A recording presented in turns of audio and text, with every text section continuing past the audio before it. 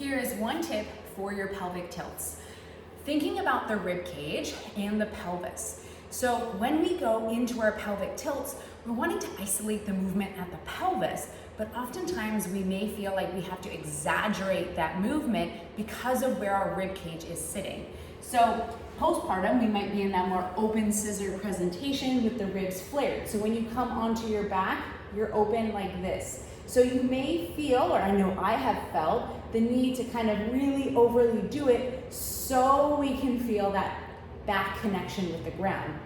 So what I want you to think about is before you do your pelvic tilts, exhale to get the ribs back and get them in a good position. So I'm rooting through my feet, connecting with the inside edge of my heels and my big toe mound. I'm going to reach my arms up, feel my sports bra connected, or I'm going to work to do that as I inhale. And then exhale. Feel that connection with the ground as the ribs kind of melt towards the ground. Keep the glutes relaxed. Inhale. And then exhale.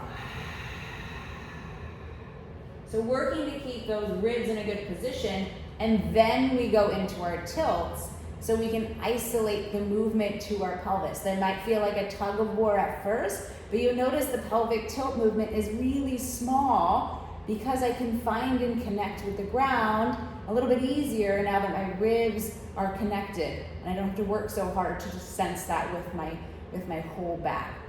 So starting with that inhale, exhale, getting the ribs in a good position, and then going through your pelvic tilt exercise, which you can do in this hook lying position or also in a 90-90. It's really helpful to have your feet on something so you can also just ground yourself and connect with your hamstrings, which are one muscle along with the deep abs that help control the pelvis